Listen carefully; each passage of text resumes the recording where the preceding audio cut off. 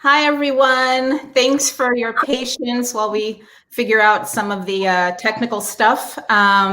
Welcome to the first no-name reading of the 2020-2021 year. We are really excited to welcome 4 of the new poets. We have Chaun Ballard, Nicole Lachat, Tara Ballard, and Briar Essex, who will be reading.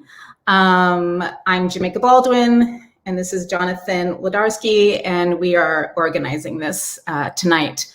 I appreciate you all showing up because I know by Friday we are all a little zoomed out, computered out, screened out. So thank you for joining us. And we don't want to take up any more time than necessary, so let's get started. And our first reader is going to be Chaun Ballard. Thank you, Jamaica, and thank you, Jonathan. I'm gonna read your bio if that's okay. Oh, I'm sorry. No worries. I want everyone to know who you are. So give me 1 second. So Chaun Ballard's chapbook, Flight, was the winner of the 2018 Sunken Garden Poetry Prize and is published by Tupelo Press.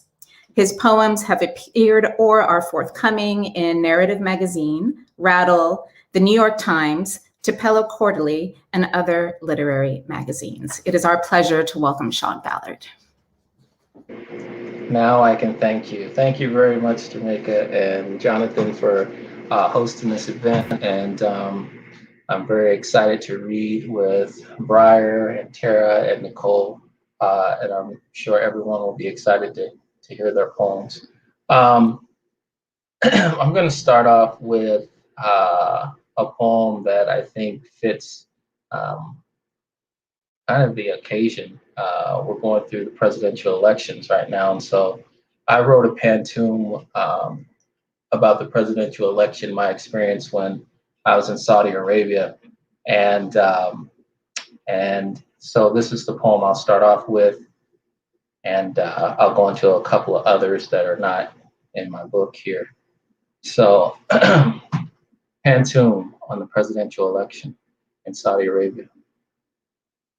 Fall is tolerable here in Jeddah. Still, I keep the AC on. My middle high students are keeping me up to date on the presidential election. Still, I keep the AC on. The middle high faithfully follow the news, down to the minute. What do you think about the presidential election, they ask. Who do you want to win? Faithfully following the news, my students believe Hillary can't be trusted, and Trump is crazy, they say. Who do you want to win? Abdurrahman retells a joke. If Hillary and Trump are in a boat,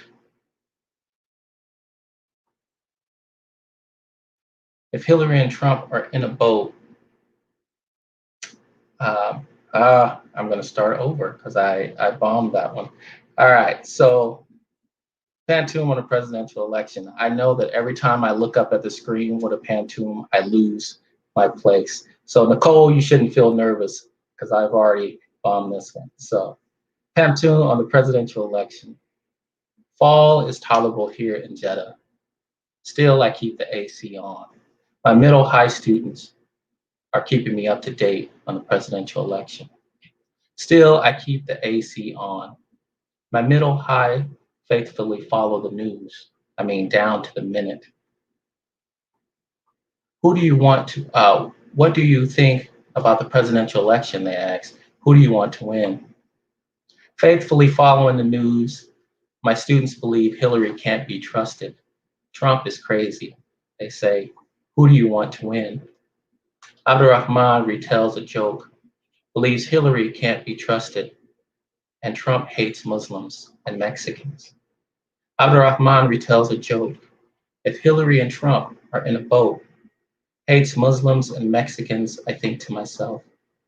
The teacher in me wants to respond, hate is such a strong word, but I allow him to continue. If Hillary and Trump are in a boat and it capsizes, who survives? The teacher in me wants to respond, hate is such a strong word, My wife sends me a message, says colleagues are offering condolences. Abdurrahman presses, if it capsizes, Mr. Chaun, who survives?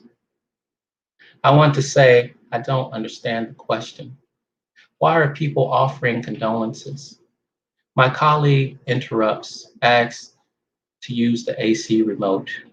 I want to say, I don't understand the question. Admin has emailed a request for early contract renewal. My colleague takes the AC remote, heads for the door. My school director leans against the doorway. Admin has emailed a request for early contract renewal, but that's not why he's here. He says Trump is in the lead.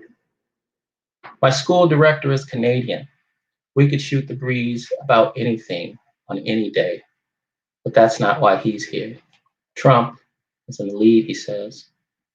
My colleague who has taken the AC remote is Jordanian. We could shoot the breeze about anything on any day. Trust me, we could go on like this forever. My colleague who has taken the AC remote, the Jordanian, turns around, says, what do you think about this man? Trust me, I say, we can go on about him forever. But the school has a shortage of AC remotes. What I think about this man is the last thing on my mind, especially when I know AC remotes are in high demand. Abdurrahman lingers, his telling still an open end, and patience is the last thing on my mind. My wife tells me everyone is offering condolences. I want to say, I don't get the joke. I want to ask, who died? All right, so I'm going to move on to this next poem, which is in the same vein. And I should say that this poem started out as a prompt. I had a instructor of mine asked me to write a poem about trees, and I hadn't written a poem about trees before. So I went to Poetry Foundation and found a bunch of poems about trees, and then I decided to write a cento. So that's where this poem comes from. This poem is titled, If You Were to Ask Me the State of My Country, I Would Say. If you were to ask me the state of my country, I would say, in the clear light that confuses everything, a tree grows as one might have grown in the Garden of Eden. It started its wonder like any tree in the world would, small, significant, having a purpose, a desire to bud leaves. The neighbors called it an elm, a Siberian elm, because some could see into Russia. Perhaps in strain or collusion, this is not the point. This is the light of the mind, cold and planetary. The forest of buoyancy that suffered Alexander, who from his true course turned the hands of this telling to a tree pool on a hill overlooking an icy river. And now the greenhouse is dark, gone.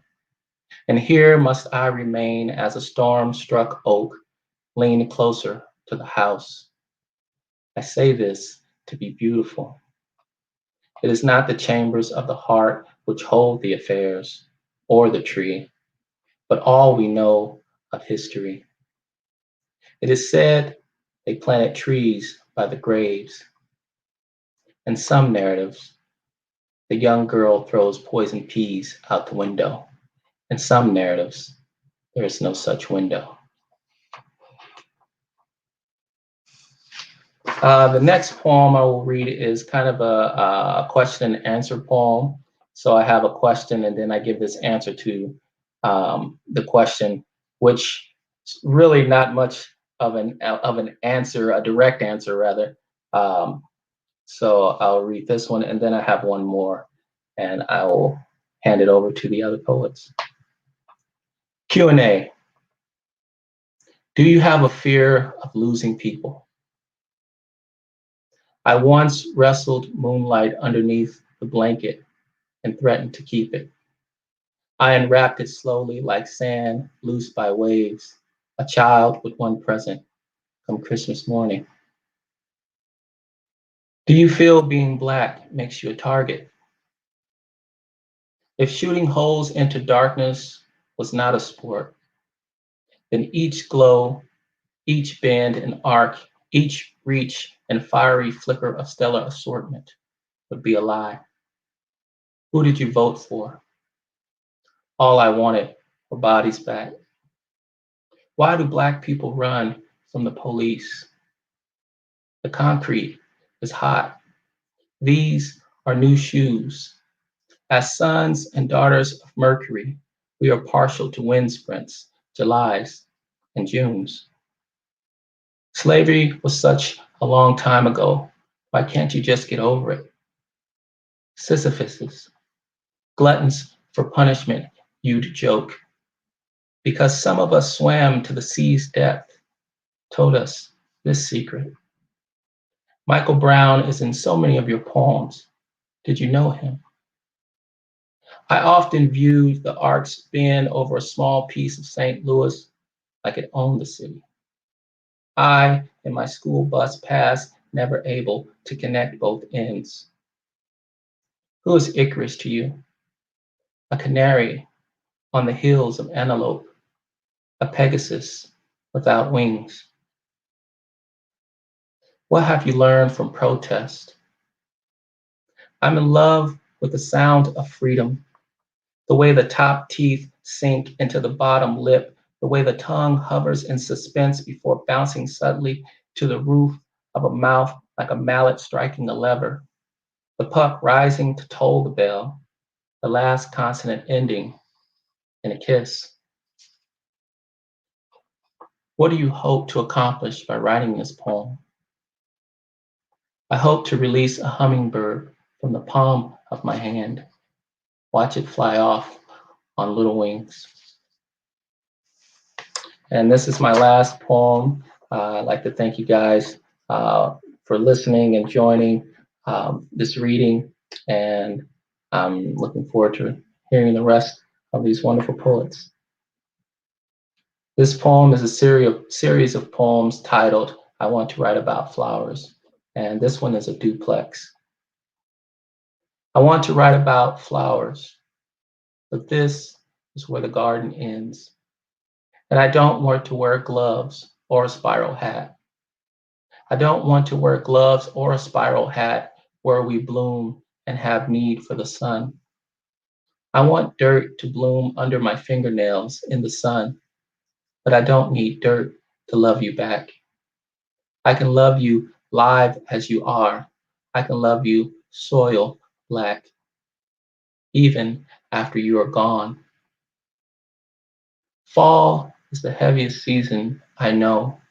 We fall like the heaviest season we know. A garden is the most beautiful thing to remember. I say, write about the most beautiful thing you remember, but this is where the garden ends. Thank you.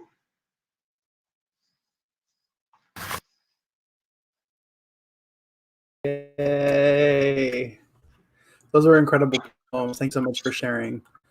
While I am playing Brady Bunch and putting people in and out of the grid here, I just wanted to say thank you also to Katie Maria and Jess Poli, our other two organizers.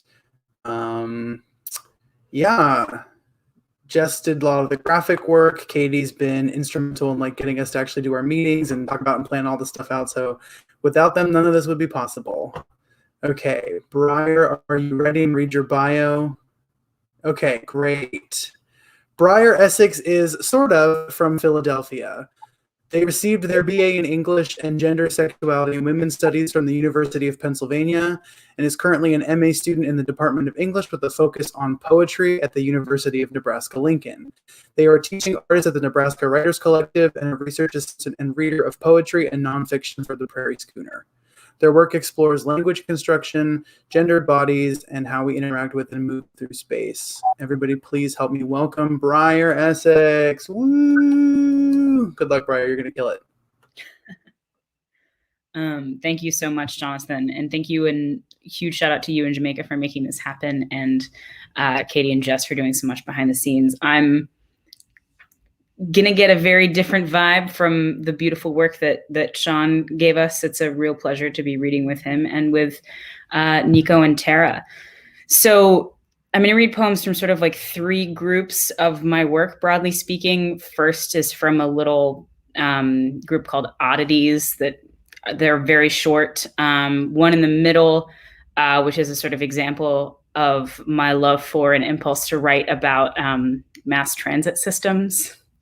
So great. And the third from a larger project of kind of asking questions of and pointing out absences and insufficiencies in language itself. So here we go. Also, every poem that talks about human interaction is written in the before times. So, Oddity 3. My TV hums Noel's voice, his likeness drags across a screen, home movies. A boy held in warm pixels, so tired you can smell it. He remembers, speaking over a voice that is his, but also no longer. Oddity 6. Come home from a flea market, contemplate a tub, traverse around aggregate kitchen, pull out the plates, move a magnet. Oddity 8. Keep seeing the same person on screen, so return to task, talk to some people, Quinn knits me a heart, retrieve my bike and compel tea from my bag. Oddity 11. Exit the Vietnamese deli on 47th. Man asks me for a cigarette he assumes I just bought. I show him a sad banh mi by way of response. He says, can I get some of that? Telling him this is dinner today and lunch tomorrow seems odd. I just apologize and return to Bertha the bike.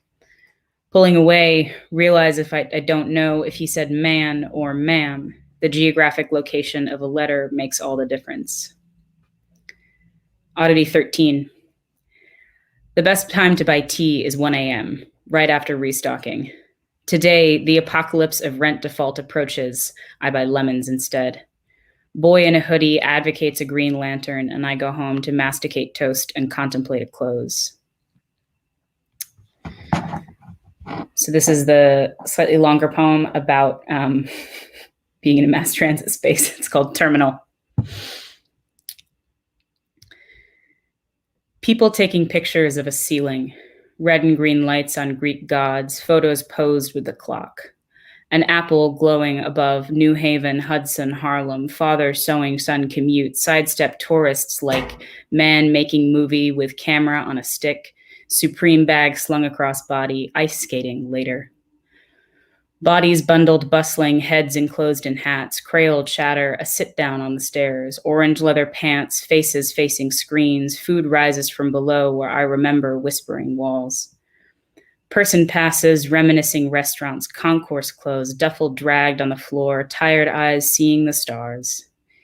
Kids swing between parents' hands, 70-year-old selfie. I sneeze and a stranger blesses me. Woman's wheels don't work, doesn't seem to mind. Bald heads and canes holding hands. Mother, daughters, matching coats, a kiss. Lady looking lost or maybe just looking. Father, daughter, matching crutches, mom carries bags. Bleached hair, bored-looking businessman, waxed mustache, smug smiles, prams pushed, Salvation Army bells, hear, hey, sister in bulk, but it's just Merry Christmas, 10 minutes. Time to go.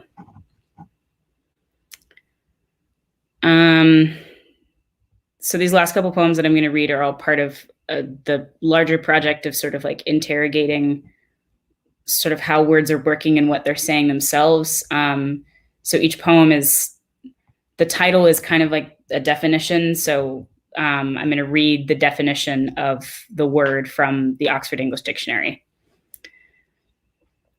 Word, verb.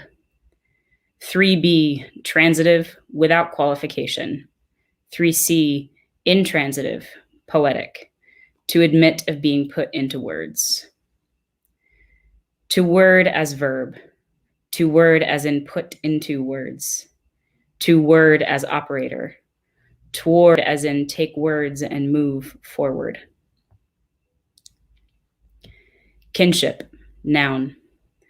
The quality or state of being in kin. 1a, relationship by descent, consanguinity. First Philly advice was wipe down your bike after salted streets. The person at 50th and Balt wore cutoffs and I ate a wrap. Dad said, don't spend too much time there, but I trod those stairs last week for a date. Shared a bagel, talked of tattoos and internet trans grandpas. They told me about tea, stepped out to smoke, and I had to pee 3 times. Sipping coffee, the whole time I thought about salt. Script. Adjective. A3, originally psychology, a socially accepted or expected pattern of behavior, specifically one that is culturally prescribed as appropriate to a person's gender or social group. A box under the couch holds scripts from plays performed on a stage. On a stage, you cannot change the words, copyright, so others can read along. Someone on staff is watching your words off stage to make sure they are the same. The closer you are to exact replication, the better you are at being on stage. In rehearsal, you can call line and a staffer reads you what to say and you repeat. The script still exists even if you haven't seen it or memorized the words. Staffers still on standby to make sure you do not deviate. For copyright, it is better to be silent than to say the wrong words. So this is the last poem I'm going to read. Thank you all so much. Body, verb. 1-1b, contrasted with the soul. 4-12a, a united or organized whole, an aggregate of individuals characterized by some common attribute, a common mass.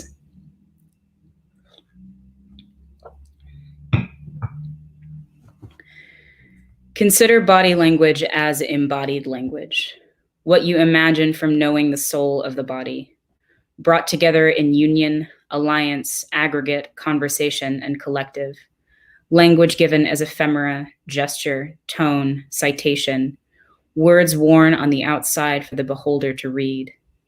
Can you know the words as separate if you only read them from a body? How do you hold a body? How do you hold its language? From where do you know a body and its language? The binding commonality of the language is the body.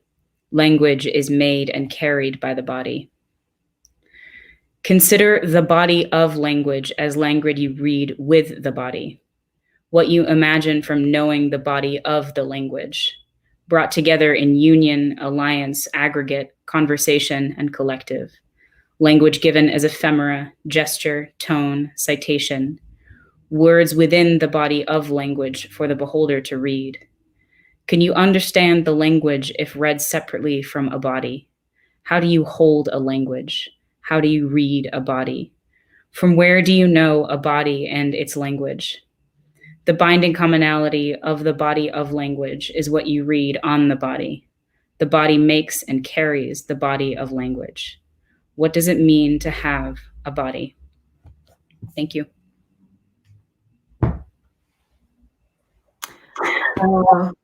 Thank you, Briar. That last poem, amazing. I am going to introduce our next reader, which is Tara Ballard. Tara Ballard is the author of House of the Night Watch, New Rivers Press, winner of the 2016 Many Voices Project Prize in Poetry. Her work has been published in Consequence, Diode, Michigan Quarterly, North American Review, and other literary magazines. Welcome, Tara. It's great to have you.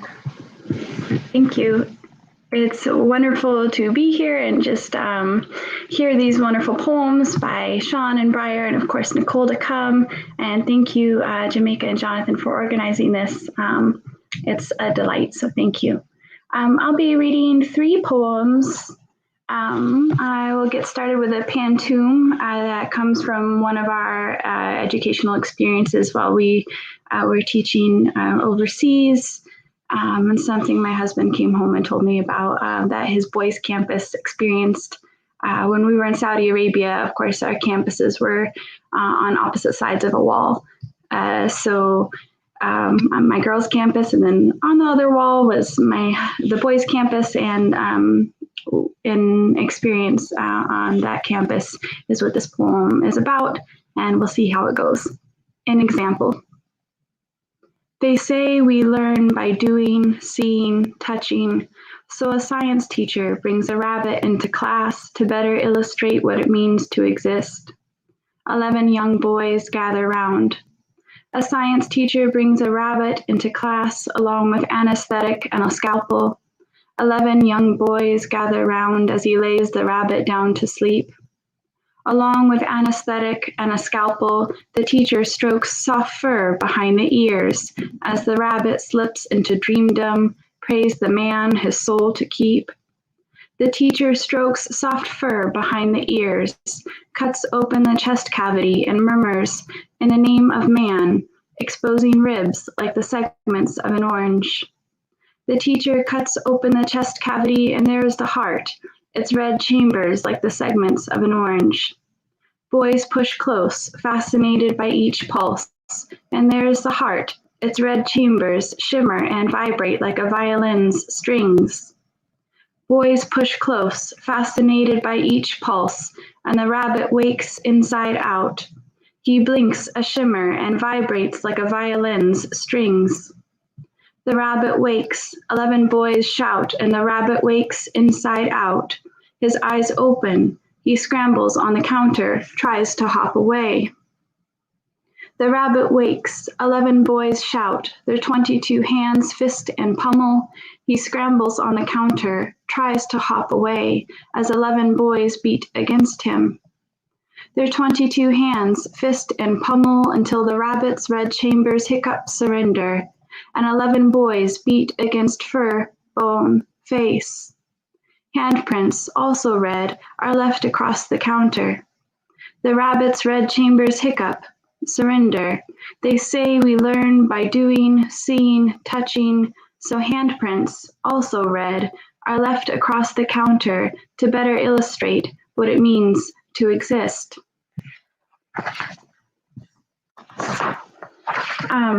This next poem I'm going to read is about wildfires.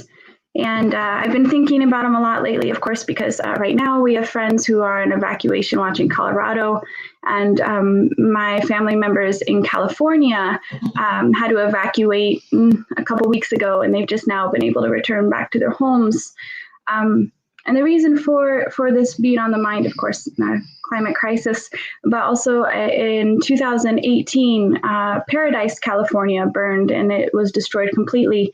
And that's where my family lives. 3 of my aunts, 3 of my cousins lost everything, but thankfully they have their lives, and that's not what everyone can say.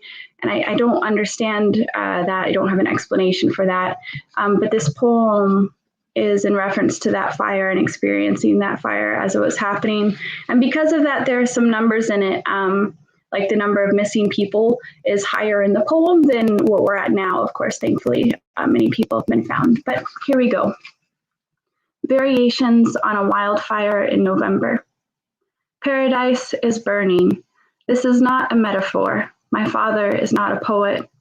Neither is he commenting on the days prior and the results of the recent election. It takes time to register. Paradise is burning. 3 of our aunts, 3 cousins, my cousin's baby. A sound of thunder wakes the morning. The sky is darker now than when you fell asleep. Your house is on fire. It is hard to breathe. Did you leave the tea kettle boiling? You run outside. It is not your house. The entire world burns.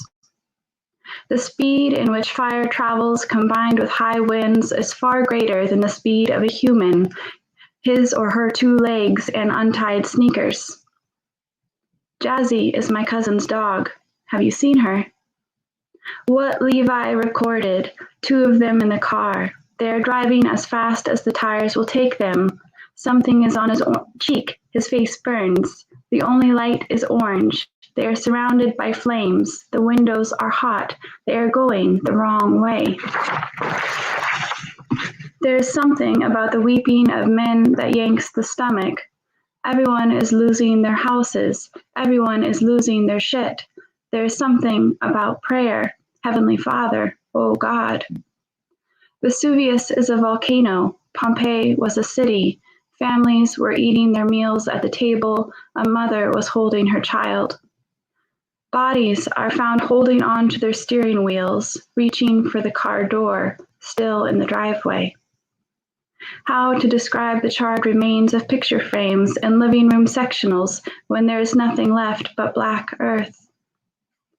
The animal panic that pours from the body, how to make the legs run, how to will yourself movement, how to beg flames, beg God, I don't want to die like this. Cousin, where I am it is snowing. There is snow on the ground. I wish it south. I wish you rain, snow, anything wet and capable of staunching. Exit, verb, to leave. Exit, noun, an area from which one may flee. Exigent, synonym, urgent, vital, necessary for survival. Exigently, gently, nothing is gentle. Flames grab at windshields, whole trees collapse, the sound of barrels of wind, heartbeats. In the next city over, book pages fall from the sky. A man holds up a piece, tries to determine the author. In a city 3 hours and 18 minutes away, a daughter looks up. The smoke she sees comes from her mother's house. The smoke she sees is her childhood. As of now, 85 gone. As of now, over 203 missing. Levi's neighbor and his 2 children. Have you heard?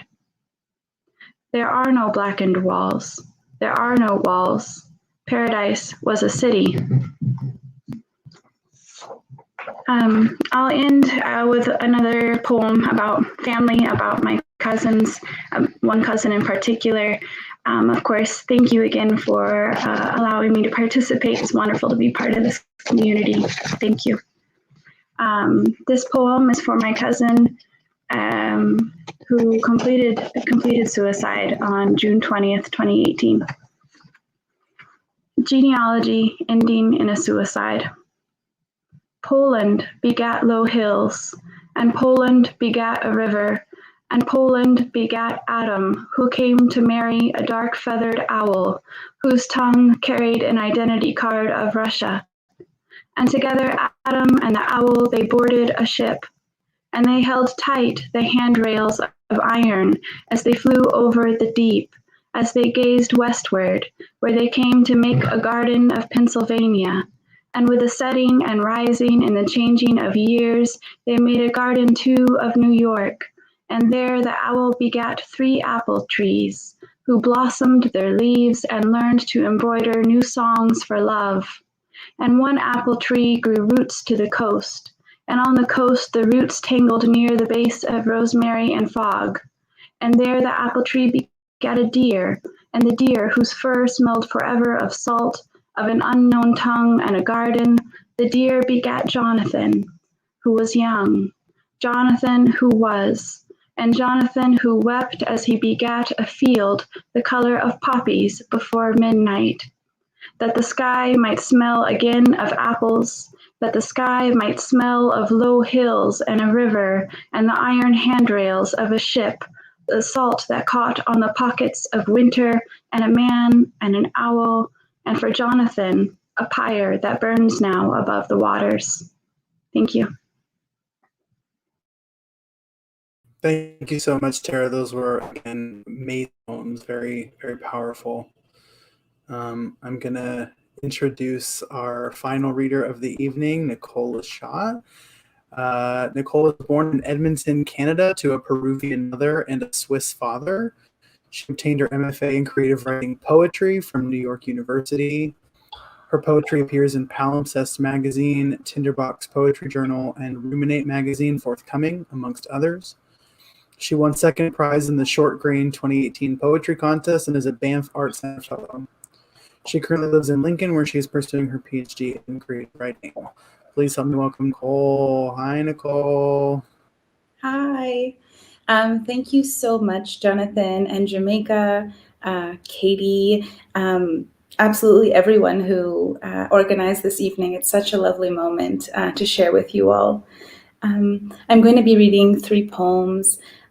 Tomorrow is my mother's birthday, so I'm going to read two poems that are influenced by my heritage, my Peruvian heritage, and as all things I do, they're always dedicated to my mother. So I'm going to start.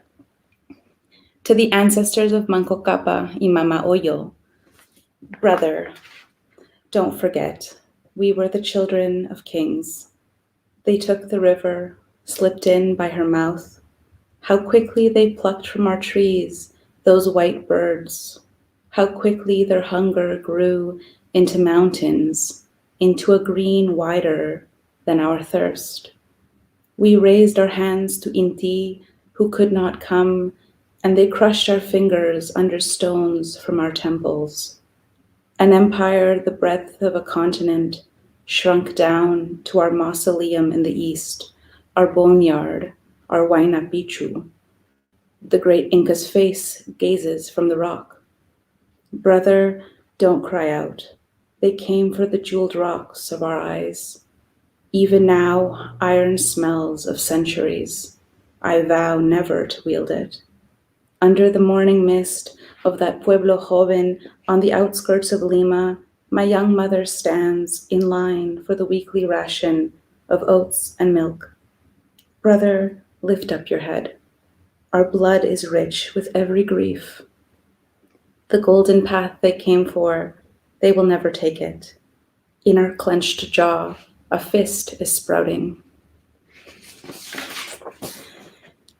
The second poem I'm going to be reading is a self-dedicated poem entitled Nicole. Nicole, I keep trying to write the poem to empty out the blue of his eyes. You wanted to live without that great-tailed grackle rattling your chest, without that February. Some nights I see red vanishing. How feverishly he tried to dissolve you. Some nights I see you, again yourself, as if the dark chooses to gift a while of forgetting. Some mornings you lose your breakfast, relive the entirety of it from beginning to beginning. For months you withheld every ounce of salt to stay afloat. I keep trying to write the poem, Nicole, that will spare you his hands. The CDs on the shelf, baladas he said he'd play for you. Spare you the room, a color you don't remember, but struggle to leave. Sometimes the restaurant where you met goes up in flames in my head and I feel nothing, like the tearless months, when nothing ached, because nothing was left, except cosmos vased by the window, wilting and reaching in the light. You did not die. He did not kill you. I say to the morning, to the mirror, to the cooing dove buried deep. It was the night sky he tore out with his teeth. Not me, not me. And I'm just going to read this final poem as the daughter to two immigrant parents. And I think as just observers in the world, we've been watching what's happening here in the United States with ICE against brown bodies, and it's a very difficult thing to witness. And so this poem is going through that motion. It was written in Canada, so hopefully that places it a little bit. Across the fence, the house next door is burning. No sight of rain, but this mouthful of mustard seeds. On the news, I see my mother's face on every woman in tears. I kneel, ground often. Everywhere from me, someone is being drowned. Someone is living with a hole in their chest. The fog has cleared. The American dream stands a fraud. There are naysayers whose skins never read as target practice, who were born onto streets without landmines, who never woke from the nightmare of their child's colors splattered like a Pollock. 10 years before my birth, my mother boarded a plane without intention of return. Thank you, Mama. It's easy to say now. Thank you, Carmen, Maria, Susana, Doris, all the names you've walked through. Here you've lived 1,000 lives. Thank you for taking the flight. Thanks too to the blonde stranger who spoke for you at border security. I would tell him his kindness wove me into possibility. I know the grief is not mine, but it looks like every body I love, it is all happening live. Beheadings in the living room. Mama and I hold each other as Pachamama's river runs from our eyes, and we cannot even blink. Don't dare. We're here. Thank you.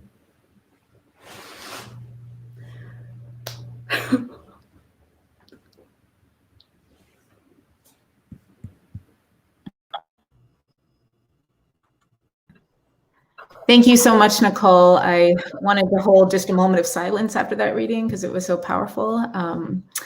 Thank you to everyone who participated tonight, Briar, Chaun, Tara, Nicole, from Jess, Katie, Jonathan, and I. We appreciate you all showing up and everyone who tuned in. I hope you all will show up next month on November 13th for our second No Name reading, in which we will feature, I believe so far we have Jordan Charlton, Kate Gaskin, Jess Polai, and I think that's what we have so far. So hopefully you guys will all be there. I think that's it. I think we'll end on Nicole's powerful words. Jonathan, do you have anything you want to add? No, but just I'm so glad that I was here for such a beautiful night of poetry. Yep. Thank you, everyone. Thank you. Bye.